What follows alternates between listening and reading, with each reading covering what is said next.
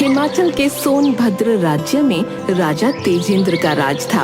उनकी प्रजा अपने राजा से बहुत प्रेम करती थी और राजा भी अपनी प्रजा से बहुत प्रेम करता था। पर राजा की सबसे बड़ी कमजोरी थी उसकी रानी मनोरमा। वो अपनी रानी के बिना एक पल भी नहीं रह सकता था। राजा तेजेंद्र का वर्चस्व दिन रात तरक्की कर रहा था। राजा हर समय रानी को अपने साथ ही रखते, यहाँ तक कि युद्ध के लिए भी जाता तो भी रानी मनोरमा उसके साथ ही जाती। एक दिन हिमाचल के जंगलों में राजा ने अपना डेरा डाला था। रानी की दासी, महाराज की जय हो। महाराज, महारानी की तबीयत कुछ ठीक नहीं लग रही है। क्या हुआ हमारी महारानी को? महाराज, महारानी हमारे सोनभद्र राज्य के उत्तराधिकारी को जन्म देने वाली है। दासी, ये तुम्हारा इनाम है। हम अभी महारानी से मिलने उनके कक्ष में जाना चाहते हैं। तुम हमारा संदेश लेकर जाओ। महाराज की जय हो। महाराज, आप बड़े दयालु हैं। दासी रानी मनोरमा के कक्ष में जाकर महाराज के आने का संदेश देती हैं और महारानी मनोरमा भी महाराज तेजेंद्र का इंतजार करने लगती हैं। तभी वहाँ महाराज आते हैं। महारानी, आज आपने हमें जीवन की एक और अनमोल खुशी दी है। महाराज, मैं जानती हूँ आप बहुत खुश हैं, परंतु अब मैं आपके साथ किसी भी यात्रा पर न जा सकूंगी। ऐसा क्यों कह रही हैं आप महारानी? क्योंकि अब मुझे महल में ही रहना होगा। नहीं, ऐसा नहीं हो सकता। हम आपके बिना एक पल भी नहीं रह सकते। आप फिक्र मत कीजिए, हम आपकी सुख सुविधा और आराम का पूरा ध्यान रखेंगे। महाराज के आगे किसी की कुछ न चली और गर्भावस्था के दौरान भी महारानी को महाराज अपने साथ यात्रा पर ले जाते रहे। समय निकट आ चुका था। महाराज दूसरे राज्य में एक सभा के लिए आमंत्रित किए गए थे। महारानी भी उनके साथ थीं। रास्ते में महारानी की तबीयत अचानक खराब हो गई। महारानी 2 जुड़वा बच्चों को जन्म देने के बाद चल बसी। राजा पूरी तरह से टूट गया। वो आग बबूला हो उठा। इन जुड़वा बच्चों ने मुझसे मेरी महारानी को छीन लिया। मैं इनकी मनहूस शक्ल नहीं देखना चाहता। ले जाओ इन्हें यहाँ से। इन्हें इनकी नानी के पास छोड़ाओ। राजा ने अपने प्रधानमंत्री हरिराम को निर्देश दे दिए। लेकिन महाराज। चुप रहो। तुमने सुना नहीं मैंने क्या कहा? मैं अब इस बारे में कोई बहस नहीं करना चाहता। मेरे आदेश का पालन हो। जी महाराज, जो आज्ञा महाराज। एक और बात, आज के बाद मुझे मेरे राज्य में कोई बच्चा दिखाई नहीं देना चाहिए। उन्हें यहाँ से भगा दो। महाराज, ये ठीक नहीं होगा। क्या मतलब है तुम्हारा? महाराज, प्रजा अपने बच्चों के बिना मर जाएगी। ठीक है, बच्चों को राज्य से बाहर मत भेजो, पर उनका बचपन समाप्त कर दो। मैं कुछ समझा नहीं महाराज। मैं चाहता हूं कि बच्चे अपना बचपना छोड़कर बड़ों की तरह व्यवहार करना सीखें। आज से सब बच्चों का उछल कूद करना, खेलना और खिलखिलाना सब बंद। पर क्यों महाराज? मैं नहीं चाहता कि कोई भी बच्चा मुझे मेरे जुड़वा बच्चों की याद दिलाए। उनका ध्यान आते ही मेरा खून खौलता है। मुझे मेरी महारानी मनोरमा की याद आती है। मुझे लगता है कि इन जुड़वा बच्चों की वजह से मेरा सब कुछ लुट चुका है। अपना सिर झुकाकर हरिराम वहीं खड़ा रहा और कुछ न बोला। पूरे राज्य में यह ऐलान कर दो कि मेरे आदेश का पालन सभी बच्चों को करना होगा। उल्लंघन करने वाले बच्चे को राज्य से सदा के लिए निकाल दिया जाएगा और उसके माता पिता भी दंडित होंगे।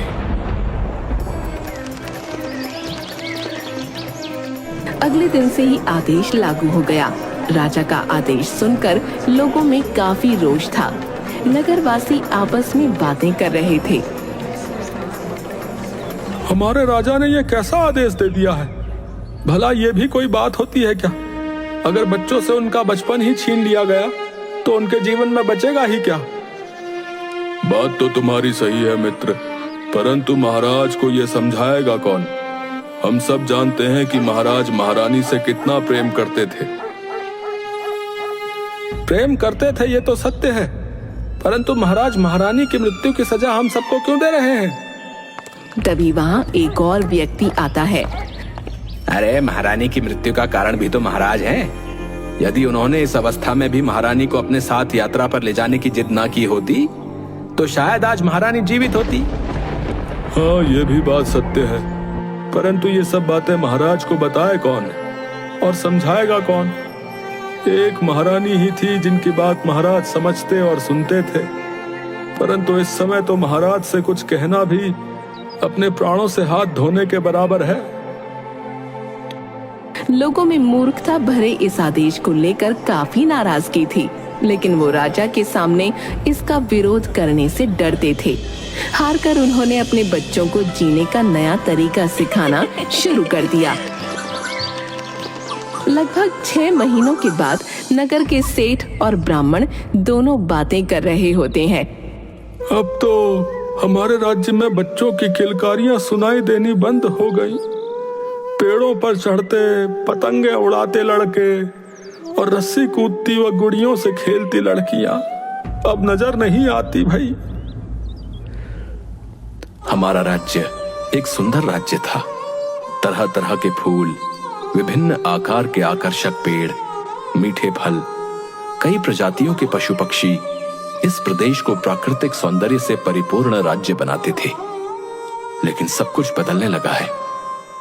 पक्षियों ने चहचहाना छोड़ दिया। जिन बुलबुल और पपीहों की कूकू से हम नगरवासियों की सुबह होती थी, वो शांत होते जा रहे हैं। हिरणों का कलोल करना और गाय भैंस के बछड़ों का उछल कूद करना सब समाप्त होता जा रहा है। रसीले आम, सेब और अमरूदों से लदे रहने वाले पेड़ अब उजाड़ दिखते हैं। जैसे जैसे समय बीतता जा रहा है, हालात और खराब होते जा रहे हैं। वरुण देव भी प्रदेश से नाराज लगते हैं, जिस कारण वर्षा भी नहीं हो पा रही है। धीरे धीरे हालात बिगड़ते ही जा रहे थे। बिना पानी के फसलें बर्बाद हो गईं। किसानों में हाहाकार मचने लगा। एक दिन प्रधानमंत्री हरिराम ने महाराज को राज्य की बदहाली के बारे में जानकारी दी। हरिराम की पूरी बात सुनकर महाराज ने घोषणा की, हमें देवताओं को शांत करना होगा। अनुष्ठान पूजा का भव्य आयोजन करना होगा। मेरा विश्वास है कि ईश्वर हमारी रक्षा अवश्य करेंगे। 11 दिनों तक प्रजावासियों ने मिलकर पूजा अर्चना की, पर कोई लाभ न हुआ, बल्कि राज्य की स्थिति और भी गंभीर होती चली गई। कुछ दिन बाद एक दिन महाराज अपने कक्ष में थे, तभी द्वारपाल आया। महाराज, ऋषि आनंद जी पधारे हैं। उन्हें तुरंत सम्मान पूर्वक अंदर ले आओ। महाराज तेजेंद्र की पूरी शिक्षा दीक्षा स्वामी ऋषि आनंद के आश्रम में हुई थी। 5 वर्ष पहले स्वामी जी हिमालय की कंदराओं में तप करने चले गए थे। उसके बाद किसी को उनकी खबर नहीं थी। कुछ ही देर बाद स्वामी जी ने कक्ष में प्रवेश किया। उनके चेहरे का तेज देखते ही बन रहा था। स्वामी जी, आप सही समय पर पधारे हैं। मेरी सहायता कीजिए। क्या हुआ राजन? महाराज ने पूरा घटनाक्रम स्वामी जी को कह सुनाया। मैंने उस जुड़वा अभिशाप को तो निकाल कर बाहर कर दिया, लेकिन संकट का ये दुर्भाग्य मेरी धरती से नहीं जा रहा है। मैं और मेरी प्रजा त्राही त्राही कर रहे हैं। तेजेंद्र, तुम उन 2 नन्ही जानों को अभिशाप कह रहे हो। अभिशाप वे 2 कोमल सुकुमार नहीं, बल्कि तुम्हारी मूर्खता और अज्ञानता है। अगर बाहर निकालना है तो इन्हें निकालो। क्या कह रहे हैं आप स्वामी जी? क्या तुम्हें अनुमान है कि तुमने कितनी बड़ी भूल की है? सब बच्चों के बचपन को मारकर तुमने स्वयं प्राकृतिक संतुलन को क्षति पहुंचाने का घोर अपराध किया है। मैं कुछ समझ नहीं पा रहा हूं स्वामी जी। क्या तुम्हें मालूम है कि ईश्वर का वास कहां है? ऊपर आकाश में, हमारे चारों ओर फैले मंदिरों में। तुम्हारा दृष्टिकोण सीमित है राजन। भगवान सृष्टि के प्रत्येक जीव में बसे हैं। क्या तुम भगवान की महिमा का एक जीता जागता उदाहरण देखोगे? जी अवश्य स्वामी जी। स्वामी जी राजा तेजेंद्र को महल के झरोखे में ले गए। उन्होंने बगीचे की ओर इशारा किया। राजा ने देखा कि वहां 2 बच्चे खेल रहे हैं। उनकी आयु लगभग 3 वर्ष होगी। वो दोनों मिलकर तितली पकड़ रहे थे। कभी वे आपस में टकरा रहे थे तो कभी घास पर गिर रहे थे। उठने में एक दूसरे की मदद करते और फिर से वे तितली के पीछे दौड़ने लग जाते थे। हंसते खेलते उन दोनों बच्चों की किलकारियों का शोर पूरे बगीचे में गूंज रहा था। महाराज तेजेंद्र वहीं आश्चर्यचकित खड़े देख रहे थे। बच्चों की ये आवाजें जैसे उसके मस्तिष्क पर वार कर रही थीं। स्वामी ऋषि आनंद ने राजा को समझाना शुरू किया। तेजेंद्र, बच्चों में भगवान बसते हैं। वे स्वयं पवित्रता, सत्यता, प्रेम और आनंद की अभिव्यक्ति हैं। कभी ध्यान से किसी बालक का अवलोकन करो, तुम्हें उनमें कभी छल कपट दिखाई नहीं देगा। प्रत्येक बच्चा प्रसन्नता, आमोद प्रमोद और जीवन के परमानंद का प्रतीक है। बच्चों के बचपन को समाप्त कर तुमने स्वयं भगवान की उपस्थिति का बहिष्कार किया है। और जब भगवान ही चले गए तो क्या मां प्रकृति यहां रह पाएंगी? इसी के परिणाम स्वरूप स्वर्ग सी तुम्हारी ये हरी भरी धरा आज उजाड़ बन चुकी है। तुम्हारे देश में केवल जीते जागते शव रह गए हैं। लेकिन स्वामी जी, मैं अपनी जुड़वा संतान पर आग बबूला था। वो तुम्हारी मूर्खता थी। तुम्हारी पत्नी की असामयिक मृत्यु उसके भाग्य में थी। तुम उन दोनों निर्दोष मासूमों पर आरोप कैसे लगा सकते हो? वे शिशु अपनी जननी को क्यों मारेंगे तेजेंद्र? बताओ। हे प्रभु, ये मैंने क्या कर डाला? मुझे तो ये भी नहीं मालूम कि मेरे बच्चे आज कहां हैं।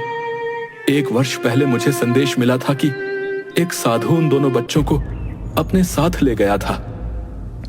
हाँ, एक साधु उन बच्चों को ले गया था और वही साधु उन्हें वापस तुम्हारे पास लाया है। वे जुड़वा बच्चे इस समय तुम्हारे बगीचे में खेल रहे हैं।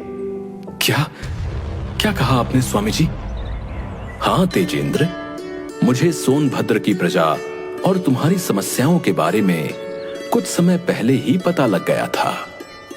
मैं तुम्हारे बच्चों को उनकी नानी के घर से ले गया। तब से वे मेरे ही आश्रम में रह रहे थे। महाराज तेजेंद्र दौड़कर आंगन में पहुंचे और अपने बच्चों को देखने लगे। दोनों बच्चे खेल रहे थे। कभी वे घास पर गिर जाते। आंगन में महल के कई लोगों की भीड़ लग चुकी थी, क्योंकि वर्षों बाद बच्चों को बच्चों जैसा व्यवहार करते देखा जा रहा था। मेरे प्यारे प्रजावासियों, आज आप सबके सामने आपका राजा होते हुए भी आपसे क्षमा याचना करने आया हूं। मैंने अपनी अल्प बुद्धि के कारण जो पाप किया है, उस पाप की सजा मिलनी चाहिए और वो मुझे मिलेगी भी। परंतु मैं आप सबका अपराधी हूं, इसलिए आप सबसे क्षमा याचना करना चाहता हूं। महाराज तेजेंद्र की जय हो! महाराज तेजेंद्र की जय हो! राजकुमारों की जय हो! 1 वर्ष पश्चात जुड़वा बच्चों का 4था जन्मदिन था। पूरे राज्य में उत्सव मनाया जा रहा था। पक्षी चहचहा रहे थे। फलों से लदी पेड़ों की शाखाएं हवाओं संग झूल रही थीं। कुछ महीने पहले हुई बारिश के कारण खेतों में फसलें लहलहा रही थीं। महल के बीचों बीच खड़ी बच्चों की भीड़ में गुब्बारे फटने का एक जोरदार धमाका हुआ। सभी बच्चे तालियां बजाकर एक जोकर का स्वागत कर रहे थे। ये जोकर मंच के बीच आकर खड़ा हो गया। जब तालियों की गड़गड़ाहट से पूरा मंच रोमांचित हो उठा तो उस जोकर ने अपना मुखौटा हटाया। ये कोई और नहीं, सोनभद्र के महाराज तेजेंद्र थे। मुस्कुराते हुए महाराज ने वहां उपस्थित बच्चों और अतिथियों का झुककर अभिवादन किया तो पूरा पंडाल तालियों से गूंज उठा।